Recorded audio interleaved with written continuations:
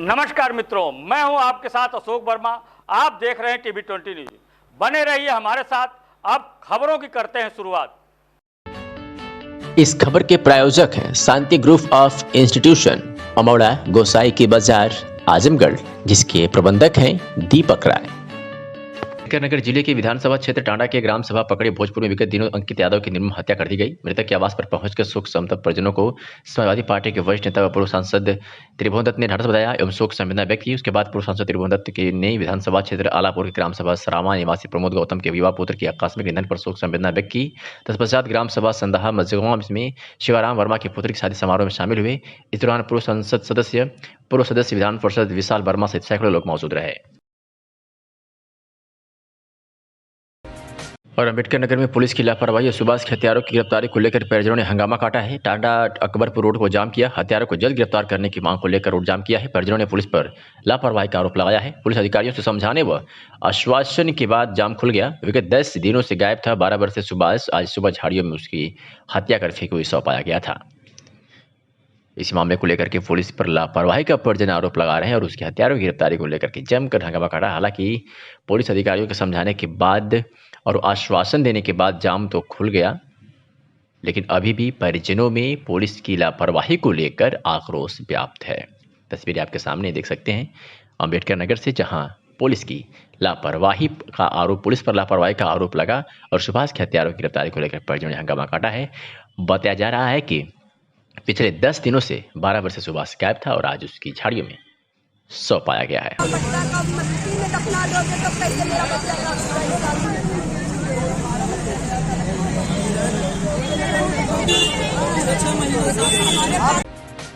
किसी गांव में जनता इस बात के लिए हमेशा अपेक्षित रहती है कि गांव का विकास हो या गांव में नालियां, खड़ंजा और गांव के मार्ग चाक बन रहे हैं। वहीं कुछ ग्राम सभाओं में ग्राम प्रधान की जनता की अपेक्षाओं पर खरा नहीं उतर पाते, तो वहीं कुछ ग्राम प्रधान जनता की अपेक्षाओं पर खरा उतरकर उनके दिलों पर राज करते हैं। तो ये खबर आपको अजमतगढ़ विकासखंड के कादीपुर उर्फ रजादेपुर ग्राम प्रधान देवनाथ ने जब गाँव की कमान संभाली तब से अब तक गांव की समस्याओं को दूर करने के लिए प्रयास करते रहे और उसका नतीजा है कि गांव में नालियां, खड़ंजा, शौचालय चुरुस्त दुरुस्त हो रहे हैं। गांव के लोग बताते हैं कि प्रधान बनने के बाद ग्रामीणों की समस्याओं के निस्तारण के लिए प्रयासरत हैं। गांव में नालियां, लाइट और शौचालय जो कि अधूरा पड़ा है और चालू हालत में नहीं हो पाया था, उसको भी बनवाने का काम प्रधान ने किया है। हमारे संवाददाता से बात करते हुए ग्राम प्रधान देवनाथ ने बताया कि मेरा प्रयास है कि गांव को विकास के रास्ते पर आगे ले जाऊं। गांव की जनता ने हम पर जो भरोसा किया है, मुझे गांव की कमान सौंपी है, मैं उनकी अपेक्षाओं पर खरा उतरने का प्रयास करूंगा। इसके अलावा उन्होंने अपने द्वारा कराए गए कार्यों की उपलब्धियां भी गिनाई। वहीं ग्रामीणों का कहना है कि हमारे गाँव में विकास हो रहा है, लेकिन आज भी शिक्षा की कमी है। हम लोग घर घर जाकर बच्चों को शिक्षा देने के लिए, उनको विद्यालय भेजने के लिए अभिभावकों को जागरूक करेंगे ताकि हमारा गांव एक शिक्षित गांव बन सके। क्या नाम है सर? मेरा नाम देवनाथ, ये कौन सी ग्राम पंचायत कादीपुर। ये आप यहाँ के क्या हैं? हम कादीपुर के प्रधान। तो आप द्वारा अब तक कितने कार्य कराए गए हैं? मैं अब तक 2 चकबंद का कार्य, एक कच्ची नाली खुदवाया और एक पक्की नाली का निर्माण इस समय चल रहा है। सामुदायिक शौचालय का निर्माण कार्य चालू है और पंचायत भवन, और मैं 50 स्ट्रीट लाइट लगवा चुका, डस्टबिन 50 गिरवाए और लोगों के लिए स्वच्छता अभियान के तहत उनको सबको वितरित किया गया। अभी गांव की सबसे बड़ी समस्या आपको क्या दिख रही है? अभी सबसे बड़ी समस्या तो पानी निकासी, नाली की व्यवस्था लगे पड़े हैं। इसके अलावा और गांव के विकास के लिए और क्या गांव के करना विकास के लिए जैसे खड़ंजा, चक्रोट मार्ग है, और हमारे विशेष तौर पे हमारे यहाँ आंगनवाड़ी केंद्र नहीं है, हम उसकी व्यवस्था बनवा दें। आमतौर से देखा जाता है कि जो सरकारी सुविधाएं होती हैं गांव के आम नागरिक तक पहुंचने में देर हो जाती है या पात्रों तक नहीं पहुंच पाती है, तो उस परिप्रेक्ष्य में आप क्या करते हैं? नहीं, जैसे पात्र हमारे ग्राम सभा में जो भी व्यक्ति हैं उनके लिए जैसे आवास की सुविधा, तो इस समय हम ऑनलाइन उनकी व्यवस्था ऑनलाइन के तहत करवाई जाए, रजिस्ट्रेशन हो रहा है, जो पात्र हैं उनको आवास मिला जाए। आपके गांव में विकास कार्य के द्वारा गांव आजमगढ़ में भारतीय जनता पार्टी जिला अध्यक्ष आजमगढ़ सदर ध्रुव सिंह की अध्यक्षता में जिला कार्यालय पर जिला पदाधिकारियों कार्यकर्ताओं की बैठक संपन्न हुई। बैठक में मुख्य अतिथि के रूप में जिला प्रभारी संतराज यादव मौजूद रहे। जिला अध्यक्ष आजमगढ़ सदर ध्रुव सिंह ने बताया कि 6 दिसंबर को सगड़ी विधानसभा में मुख्यमंत्री योगी आदित्यनाथ जनसभा को संबोधित करेंगे, जिसके संबंध में तैयारी की जा रही है। पदाधिकारियों को जिम्मेदारी सौंपी गई है। जनसभा ऐतिहासिक होगी और विधानसभा सगड़ी सहित आजमगढ़ को नई सौगात मिलेगी। इस अवसर पर अखिलेश मिश्रा, गुड्डू, माला द्विवेदी, देवेंद्र सिंह सहित तमाम लोग मौजूद रहे। इस खबर के प्रायोजक हैं शांति ग्रुप ऑफ इंस्टीट्यूशन, अमौड़ा, गोसाई की बाजार, आजमगढ़, जिसके प्रबंधक हैं दीपक राय। ये खबर आपको यूपी के बलरामपुर से दिखा रहे हैं, जहां पर उतरौला विधानसभा क्षेत्र के मदैया बाजार में समाजवादी पार्टी के द्वारा किसान चौपाल का आयोजन किया गया था, जिसमें बलरामपुर के पूर्व सांसद रिजवान जहीर भी मौजूद थे।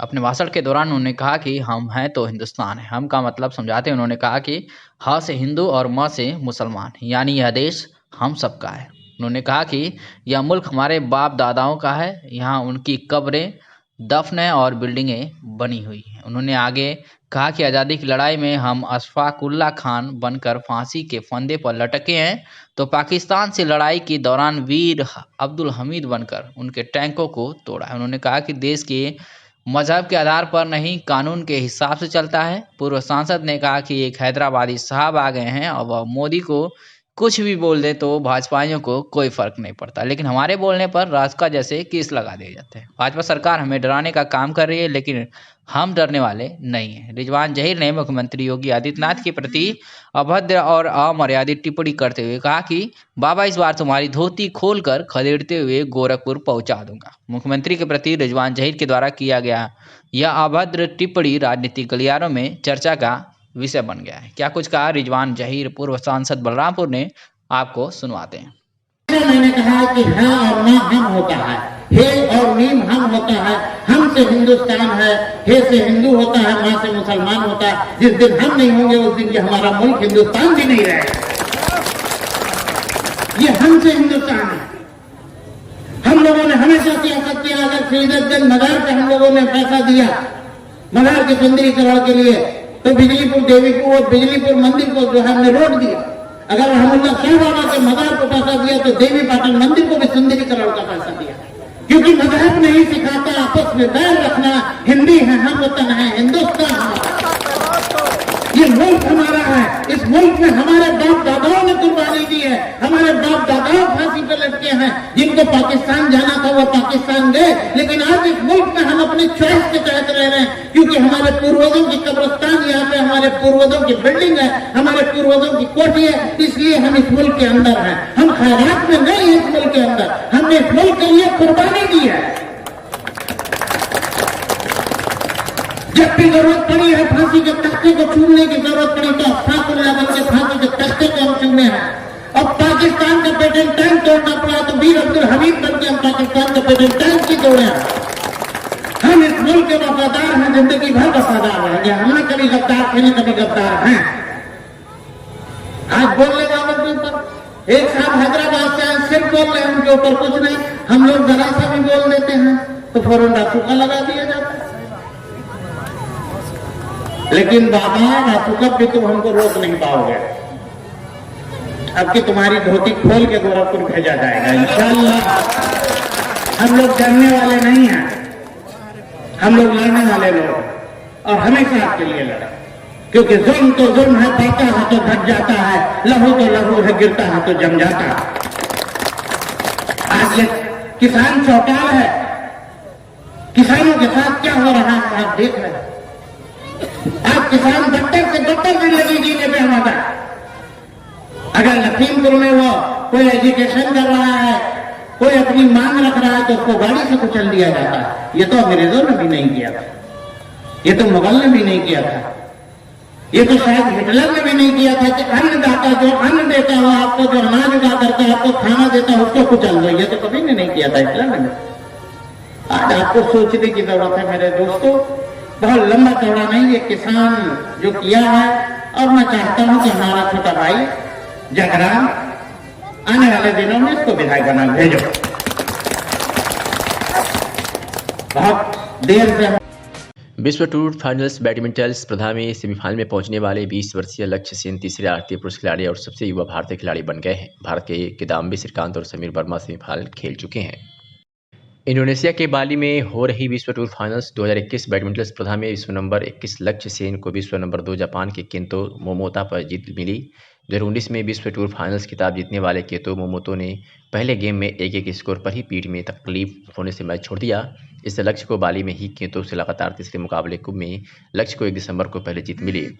लक्ष्य 18 नवंबर को इंडोनेशिया मास्टर्स के दूसरे दौरे और 23 नवंबर को इंडोनेशिया खुली स्पर्धा के पहले दौर में पहले क्रम में केंतो से हार गए थे। असमों के अन्य मैच में पहले क्रम के डेनमार्क के विक्टर एक्सलेसन के खिलाफ संयुक्त तीसरे चौथे क्रम में डेनमार्क के राममुस गिम्के ने भी सौते सिद्ध पैर के घुटने की चोट के कारण पहले गेम के 1-5 स्कोर पर मैच छोड़ दिया। इस वजह से असमों में 2 खिलाड़ी ही रह गए। केंतो और रासमुस का 2 दिसंबर को होने वाले मैच नो मैच हो गया एवं लक्ष्य का फाइनल्स स्पर्धा के पहले पदार्पण में ही सेमीफाइनल प्रवेश तय हो गया। देखिए, कुछ कड़े फैसले लेने की जरूरत है। हम नेताओं की आदत है कि हम खेल में भी घुसना चाहते हैं। आज आपको यह फैसला करना होगा कि जितने भी एकेडमीज है या जितने भी स्पोर्ट्स से रिलेटेड फेडरेशंस है या एसोसिएशंस है, इसमें होता यह है कि उस नेता का खेल से कोई लेना देना नहीं है, लेकिन एसोसिएशन के अध्यक्ष बने बैठे हैं, उस फेडरेशन के अध्यक्ष बने बैठे हैं। आप एक कानून ऐसा बनाइएगा कि ठीक है, बनाइएगा, आप एमपी को बनाइए, एमएलए को बनाइएगा, लेकिन कहीं ना कहीं कम से कम स्टेट लेवल के ऊपर वो नेताजी ने कुछ ना कुछ खेल खेला हुआ हो, तब जाकर उसके फेडरेशन का अध्यक्ष बनाइए। वरना होता यह है, देखिए अभी आप राज्यवर्धन राठौड़ साहब को देख रहे हैं, अगर एक खिलाड़ी नेता बनना चाहा तो उन्हें वो चोला उतारना है और दूसरे ही दिन वो नेता बन सकता है। लेकिन अगर आप किसी नेता को कहेंगे कि अब आपको राज्यवर्धन बनना है तो वो नहीं बन पाएगा, क्योंकि बहुत मेहनत और मशक्कत लगती है। हमारे जो सांसद साहब बैठे हैं, ये कुश्ती में माहिर है, ये कुश्ती खेलते हैं। अगर इन्हें राजनीति के अखाड़े में आना है, कुश्ती का अखाड़ा छोड़कर, तो बहुत आसान बात है। लेकिन अगर आप किसी सांसद से कहेंगे कि कल आपको इनके अखाड़े में जाकर इन्हें पट करना है, तो मुमकिन ही नहीं होगा। तो कहीं ना कहीं हमें ऐसे फैसले लेने होंगे कि इन एसोसिएशंस के अंदर ऐसे लोगों को लाइए जो खेल से ताल्लुक रखते हैं, तब जाकर मेरे हिसाब से खेल का स्तर बढ़ेगा।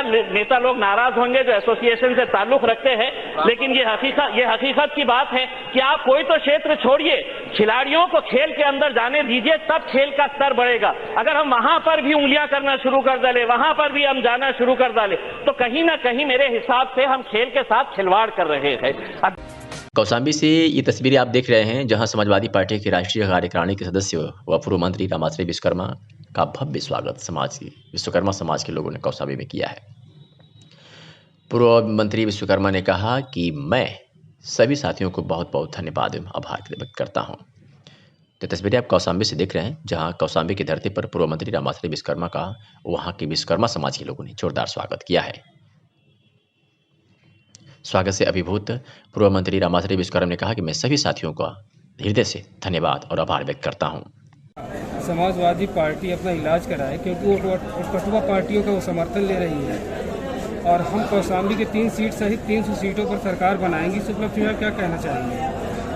देखिए, अब जनता ने स्वयं उनकी बातों का संज्ञान लेना बंद कर दिया है और पूरे प्रदेश की जनता भारतीय जनता पार्टी से नाराज है। इस बार वो समाजवादी पार्टी को वोट देकर के जिताएंगे और माननीय अखिलेश यादव जी को उत्तर प्रदेश का मुख्यमंत्री बनाने का काम करेंगे, क्योंकि बीजेपी ने जो भी वादा किया था उत्तर प्रदेश की जनता से, एक भी वादा पूरा नहीं किया। 2014 में झूठ बोला, केंद्र में सरकार बनाई, 2017 में झूठ बोला, सरकार बनाई, और इनका जो संकल्प पत्र है उनमें जो भी वादा किया था, एक भी वादा आज तक पूरा नहीं किया। जनता बीजेपी के झूठ को समझ चुकी है। अब चाहे जो कुछ भी कहें, अब जनता इन पर विश्वास नहीं करने वाली है और आगे आने वाले दिनों में 2022 में समाजवादी पार्टी को जिता करके उत्तर प्रदेश की जनता बहुमत की सरकार बनाएगी और माननीय अखिलेश यादव जी को उत्तर प्रदेश का मुख्यमंत्री बनाएंगे। वो तो पहले अपने बारे में स्थिति स्पष्ट करें। पूरा प्रदेश जानता है कि बहुजन समाज पार्टी भारतीय जनता पार्टी की बी टीम बन चुकी है और कई मौकों पर बीएसपी ने भारतीय जनता पार्टी को समर्थन दिया। उनका इतिहास रहा है कि जब जब बीजेपी सामुदायिक ताकतों को कमजोर हुई तो बहुजन समाज पार्टी ने समर्थन देकर मजबूत किया और जनता जानती है कि 2022 में भी वो बीजेपी को समर्थन देंगे।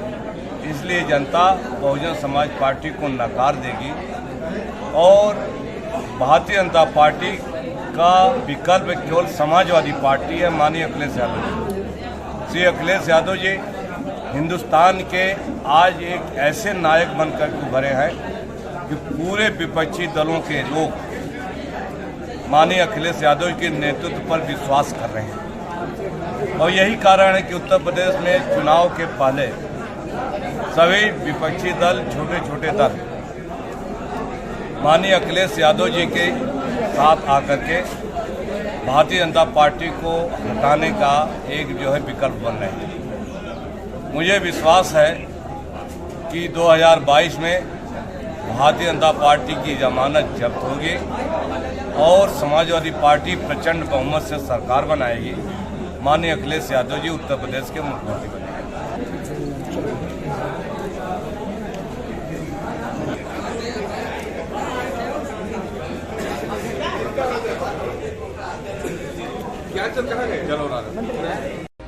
लखनऊ में आज श्रीमती सगुन सिंह पत्नी विवेक सिंह ग्राम जयनगर जगनी विकास क्षेत्र पलहना आजमगढ़ को मुख्यमंत्री योगी आदित्यनाथ द्वारा राज्य स्तरीय पुरस्कार प्रदान किया गया, जिसमें प्रमाण पत्र के साथ 25,000 रुपये पुरस्कार दिया गया। ज्ञातव्य हो कि श्रीमती सगुन Singh king George medical college Lucknow में DPMR विभाग में सीनियर प्रोथेसिस्ट के पद पर कार्यरत है, जिसमें विकलांग जन को कृत्रिम अंग व अन्य प्रकार का कार्य होता है। विकलांग जनों की सेवा में तत्पर रहती हैं। 10 वर्षों से अधिक समय से विकलांग जन को सेवा प्रदान कर रही हैं। उनको राज्य पुरस्कार दिए जाने पर क्षेत्र व जनपद का नाम गौरवान्वित हुआ है। कार्यक्रम आयोजित किया था। आपने देखा होगा वर्तमान में पूरा देश और पूरी दुनिया कोरोना महामारी का सामना कर रही है। ये कोरोना महामारी के कारण दुनिया की पूरी व्यवस्था अस्त व्यस्त हुई है, लेकिन इस कोरोना महामारी के दौरान हमारे जो पैरा ओलंपिक हैं उन्होंने टोक्यो में जाकर के बहुत अच्छा प्रदर्शन किया। यानी अब तक का सबसे बड़ा दल 56 खिलाड़ियों का दल पैरा ओलंपिक में भागीदार बना।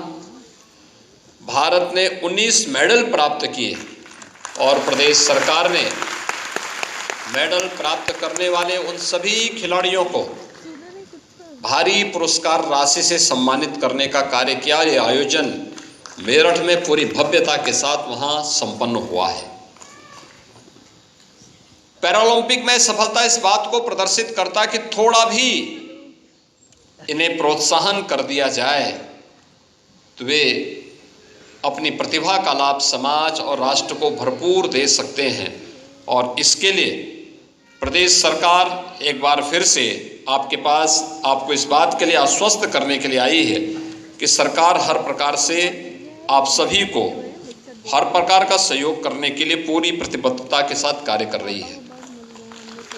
प्रदेश में हमारी सरकार ने आने के तत्काल बाद दिव्यांगजनों की पेंशन की राशि को बढ़ाने का काम किया, विभाग के बजट को भी बढ़ाया। और लखनऊ में योगी आदित्यनाथ को ऐतिहासिक बहुमत दिलाने हेतु गोपाल राय के नेतृत्व में निकली विशाल जन क्रांति यात्रा ब्राह्मणों द्वारा शंखनाद हुआ और मुस्लिमों ने कहा जय श्री राम। राष्ट्रीय क्रांतिकारी समाजवादी पार्टी के तत्वावधान में हजरतगंज स्थित गांधी प्रतिमा पर देश के प्रथम राष्ट्रपति डॉक्टर राजेंद्र प्रसाद के जन्म दिवस पर उन्हें उनके चित्र पर माल्यार्पण करने के पश्चात पार्टी द्वारा आयोजित विशाल जन क्रांति यात्रा को रवाना होने के पूर्व जहां ब्राह्मणों द्वारा शंखनाद किया गया, वहीं उपस्थित मुस्लिम समाज के लोगों ने जय श्री राम का नारा लाकर यात्रा को हरी झंडी दिखाई। इस अवसर पर पार्टी के राष्ट्रीय अध्यक्ष श्री गोपाल राय ने कहा कि योगी सरकार को प्रचंड बहुमत दिलाने हेतु प्रदेशव्यापी जनक्रांति यात्रा आज राजधानी से निकलकर बाराबंकी, अयोध्या, जौनपुर, अकबरपुर, वाराणसी प्रथम चरण में तथा 16 जनवरी तक संपूर्ण उत्तर प्रदेश में जनक्रांति यात्रा के माध्यम से योगी जी को सत्ता में प्रचंड बहुमत से वापसी कराने हेतु हम सभी संकल्पित हैं। लखनऊ से खबर आ रही है जहां विश्व विकलांग दिवस पर परवरिश स्कूल के दिव्यांग बच्चों ने निकाली जागरूकता रैली और प्रस्तुत किए सांस्कृतिक कार्यक्रम। बता दें कि दिव्यांग बच्चों की शिक्षा, दीक्षा एवं इन्हें समाज की मुख्य धारा में जुड़ने के लिए पिछले 1 दशक से अधिक समय से कार्यकारी संस्था परवरिश स्कूल निराला नगर में आज विश्व विकलांग दिवस के अवसर पर स्कूल का वार्षिक उत्सव का आयोजन किया गया। मुख्य अतिथि अनूप मिश्रा, पूर्व सीनियर सब इंस्पेक्टर द्वारा दीप पूजन कर कार्यक्रम का शुभारंभ किया गया। मुख्य अतिथि अनूप मिश्रा, पूर्व सीनियर सब इंस्पेक्टर एवं सलमान अली काजी, विशेष शिक्षक का स्वागत स्कूल की डायरेक्टर कुसुम सिंह द्वारा गुलदस्ता भेंट कर और बच्चों द्वारा चंदन का टीका लगाकर किया गया। इस चीज से निकालिए कि अगर ये बच्चे जो हैं, जिस परिवार के हैं, जिस माता पिता ने उनको जन्म दिया है, वो कितनी चैलेंज के साथ में उनको सर्वाइव करते होंगे। मैं महसूस कर सकता हूँ। जिस समय हम लोगों को क्रॉनिक कराई जाती थी तो पसीना निकल आता था, लगता था कि अब फट जाएगा। तो वो मन स्थिति मैं महसूस कर सकता हूँ कि बच्चों के साथ जब आप घर परिवार घर आंगन में आप इनको मुख्य धारा में लाने का प्रयास करते होंगे तो कितना बड़ा चैलेंज आपके सामने होता होगा। और वो 2 चीज है कि समय भी देना है और अपने मन को और अपने विचारों को नियंत्रण भी करना है। अब मैं कुछ बच्चों को देख रहा था जो बहुत ज्यादा एक्टिव है, लेकिन आपका स्टाफ इसके लिए काबिल तारीफ है कि उनकी एक्टिविटी को एक नॉर्मल बात। साइबर परिक्षेत्र थाना मिर्जापुर पुलिस टीम द्वारा श्रीमती इंदिरा गांधी पीजी कॉलेज लालगंज में कार्यशाला आयोजित कर छात्र एवं छात्राओं को साइबर जागरूकता का पाठ पढ़ाया गया। परिक्षेत्रीय साइबर क्राइम थाना मिर्जापुर द्वारा श्रीमती इंदिरा गांधी पीजी कॉलेज लालगंज मिर्जापुर में साइबर क्राइम जागरूकता कार्यक्रम के तहत 1 दिवसीय कार्यशाला आयोजित की गई। इस दौरान आयोजित कार्यशाला में कॉलेज के स्नातक व स्नातक के छात्र एवं छात्राओं द्वारा प्रतिभाग किया गया। परिक्षेत्रीय साइबर थाना मिर्जापुर उपनिरीक्षक यादव मई टीम द्वारा कार्यशाला में प्रतिभाग करने वाले छात्र छात्राओं को फेसबुक, इंस्टाग्राम, ट्विटर, व्हाट्सएप सहित अन्य सोशल मीडिया प्लेटफॉर्म के उपयोग के बारे में तथा सुरक्षा के संबंध में विस्तृत जानकारी दी गई। इस खबर के प्रायोजक हैं शांति ग्रुप ऑफ इंस्टीट्यूशन, अमौड़ा, गोसाई की बाजार, आजमगढ़, जिसके प्रबंधक हैं दीपक राय। सोनभद्र से खबर है जहां 29 नवंबर की रात्रि थाना कर्मा पर सूचना प्राप्त हुई कि बिहसहार पहाड़ी पर ग्राम मगरदहा निवासी रामाश्री की गोली मारकर हत्या कर दी गई है। इस सनसनीखेज घटना की सूचना पर पुलिस के उच्च अधिकारीगण सहित थानाध्यक्ष कर्मा प्रदीप सिंह जनपद सोनभद्र मौके पर पहुंचे। थाना प्रभारी द्वारा अग्रिम विधिक कार्रवाई किया गया तथा मृतक के पुत्र संतोष मौर्य उर्फ भोला की सूचना पर थाना कर्मा में मुकदमा पंजीकृत कर किया गया और घटना के अनावरण व अभियुक्तों की गिरफ्तारी हेतु अमरेंद्र प्रसाद सिंह पुलिस अधीक्षक जनपद सोनभद्र द्वारा अपर पुलिस अधीक्षक तथा चित्रावली घोरावली को निर्देश दिए गए और आज पुलिस ने इस सनसनीखेज हत्याकांड का खुलासा कर लिया है, जिसमें शूटर को गिरफ्तार कर लिया गया है। रामाश्रय मौर्य नामक एक व्यक्ति की 29 तारीख को कर्मा थाना क्षेत्र में गोली मार करके हत्या कर दी गई थी। उस समय वो एक बारात से वापस आ रहे थे और इस घटना के अनावरण के लिए उसी समय वरिष्ठ अधिकारियों द्वारा निरीक्षण किया गया था और टीमें गठित की गई थी। आज उसका अनावरण किया गया है और उस घटना से संबंधित जो शूटर्स हैं, जिसका नाम प्रिंस विश्वकर्मा और बिमलेश है, उनको गिरफ्तार किया गया है और उसके साथ साथ घटना में जो प्रयुक्त असलहा था रिवॉल्वर, उसको बरामद किया गया उनकी निशानदेही पर और अपाचे मोटरसाइकिल सफ़ेद रंग की जो घटना में प्रयुक्त की गई है उसको भी बरामद किया गया है। इसके साथ ही साथ 3 और लोगों की गिरफ्तारी की गई है जो उस मुकदमे में, इसमें 2 नामजद थे जिनसे इनका पहले से भू विवाद था। इसमें निहाल बिंद, हीरा बिंद और एक राजेंद्र मौर्य। तो ये 3 लोगों की गिरफ्तारी की गई है जिनका भू विवाद था और ये सब साजिश में शामिल थे और 1 लाख रुपए की उन्होंने खरीदी थी, जिसकी कुछ दिनों पहले हत्या हो चुकी है और जिसने खुद भी एक हत्या की थी, ये मरिहान का रहने वाला ऋषभ पांडे था, जैसा कि इन लोगों द्वारा बताया गया है। तो इनका संपर्क और सहयोग अपराधियों के साथ रहा है और हम लोग, हो सकता है कि इन्होंने घटना की हो लेकिन नाम प्रकाश में ना आया हो, तो लेकिन निश्चित ही जिस तरीके से इन्होंने अपराध किया है ये बिल्कुल ही प्रोफेशनल तरीके से किया है, पहले भी किए होंगे। आज़ादी का अमृत महोत्सव के तहत आज स्वास्थ्य विभाग के रक्तदान मोबाइल वैन के माध्यम से सुकन्या सौभाग्य मार्ट हाफिजपुर आजमगढ़ में रक्तदान कैंप का आयोजन किया गया। रक्तदान कैंप का उद्घाटन संस्थान की यूपी हेड अस्मिता सिंह द्वारा किया गया। संस्थान की अस्मिता सिंह ने बताया कि सुकन्या सौभाग्य महिलाओं को प्लास्टिक फ्री पर्यावरण निशन तथा महिलाओं की सुरक्षा और स्वास्थ्य आदि के संबंध में जागरूक करने का कार्य करती हैं।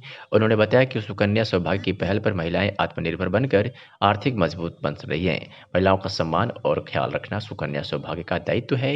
इस अवसर पर सुकन्या सौभाग्य संस्थान की यूपी हेड अस्मिता सिंह और गौरव श्रीवास्तव, अंतिमा विकास, चांदनी, धर्मेंद्र, सौरभ, निशा, सिंधु सहित समस्त स्टाफ के कुल 20 लोगों ने रक्तदान किया।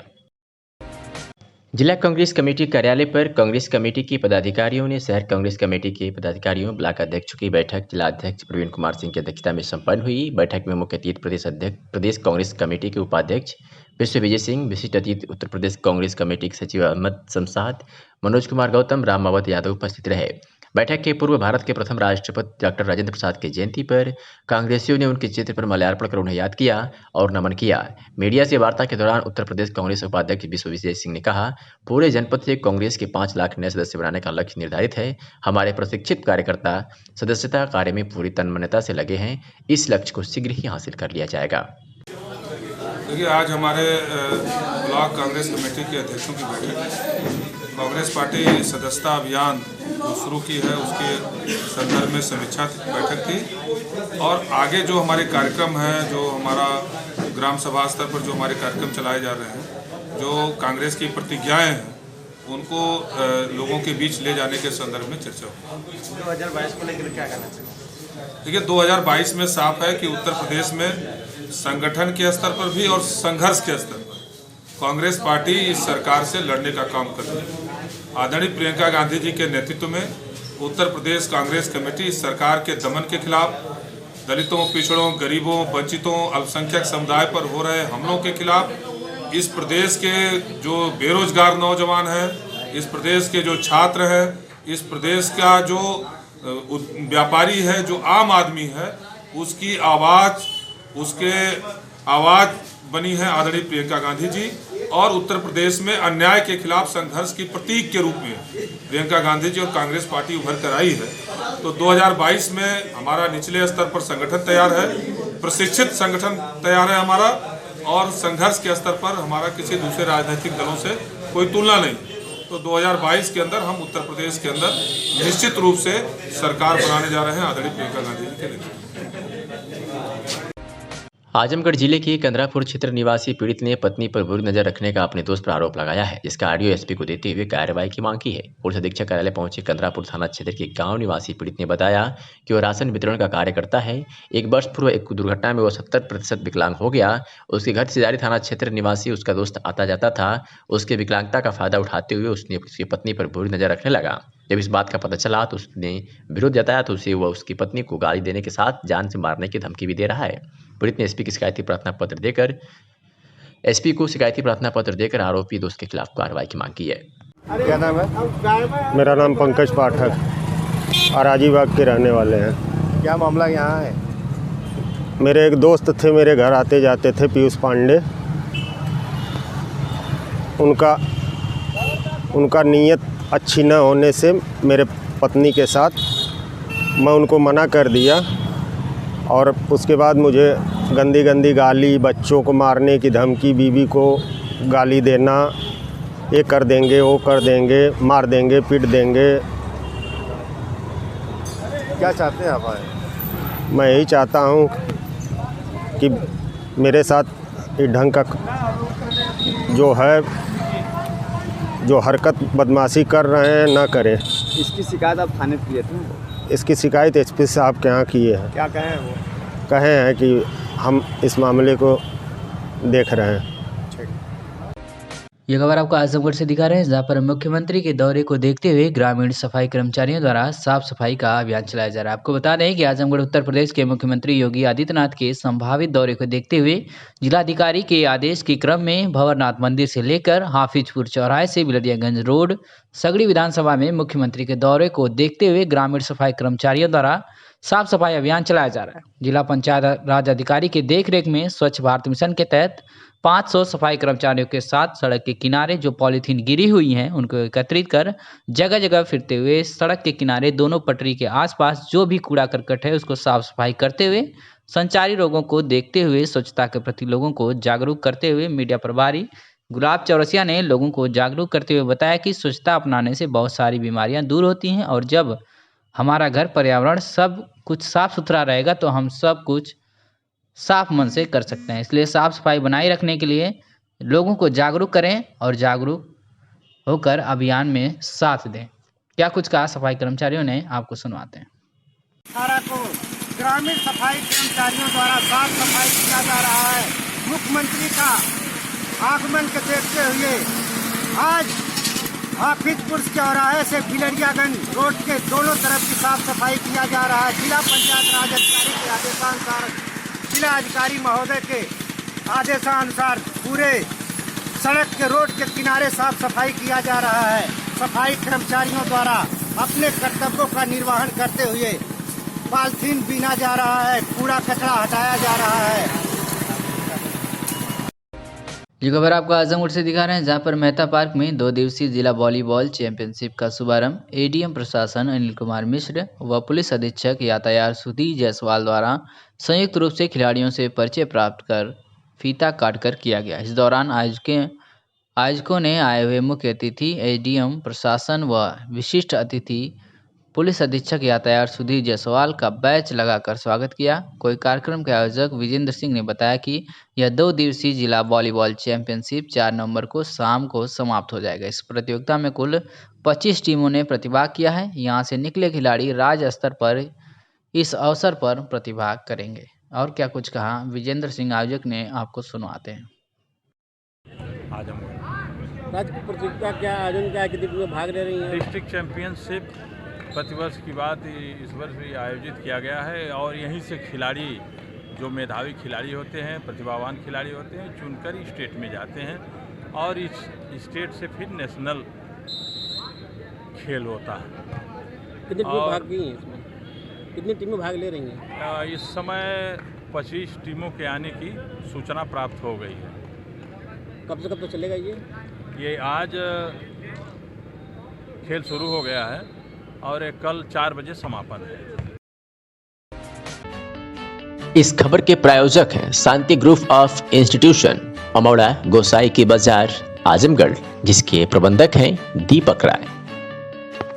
आजमगढ़ जिले में बहुजन समाज पार्टी ने लेखपाल दंपति हत्याकांड के मामले को लेकर अपना आक्रोश व्यक्त किया और पुलिस अधीक्षक को एप्लीकेशन देकर दोहरे हत्याकांड के आरोपितों को गिरफ्तार करने की मांग की है। आपको बता दें कि आज आजमगढ़ जिले के तरमा थाना क्षेत्र के अंतर्गत पिथौरपुर गांव में विगत दिनों लेखपाल राम नगीना व उनकी पत्नी की हत्या आरोपितों को पकड़ने की गुहार लगाई गई थी। साथ ही बहुजन समाज पार्टी के कार्यकर्ताओं ने भी यह आरोप लगाया था कि दोहरे हत्याकांड को बीते करीब 5 दिन हो गए, लेकिन आज भी हत्यारे आरोपी पुलिस की पकड़ से दूर हैं। वहीं बहुजन समाज पार्टी ने भी बताया कि यदि लेखपाल जैसे महत्वपूर्ण पद पर कार्य कर रहे लोगों के साथ इस तरह की घटना हो रही है तो आम जनमानस अपने आप को सुरक्षित महसूस नहीं कर सकता। वहीं बहुजन समाज पार्टी के कार्यकर्ताओं ने यह भी कहा कि यदि दोहरे हत्याकांड का खुलासा सप्ताह भर के अंदर नहीं किया गया तो बहुजन समाज पार्टी मुखर होने के लिए बाध्य होगी। इस मौके पर बहुजन समाज पार्टी के जिला अध्यक्ष अरविंद कुमार सहित समस्त पदाधिकारी कार्यकर्ता मौजूद रहे। क्या कुछ कहा आज़ाद अरिमर्दन विधायक ने, आपको सुनवाते हैं। आज जिस तरह से दलित परिवार की हत्या की गई, अभी तक कोई कार्रवाई नहीं की गई, क्या आप लोग मिलने गए, क्या मामला?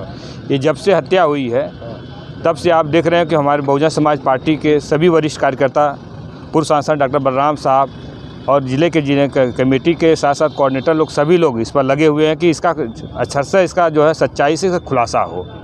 क्योंकि ये जब से प्रदेश की सरकार आई है, बीजेपी की सरकार, तब से आप देख रहे हो कि चारों तरफ हत्या, लूट, डकैती के हो रही है और उसी क्रम में हमारे आजमगढ़ में जिस जगह पर हुई उसके पहले भी हत्या हुई और इस पर भी सत्यमेव जयते की तमाम दर्जनों हत्याएं हुई, लेकिन अभी खुलासा नहीं है।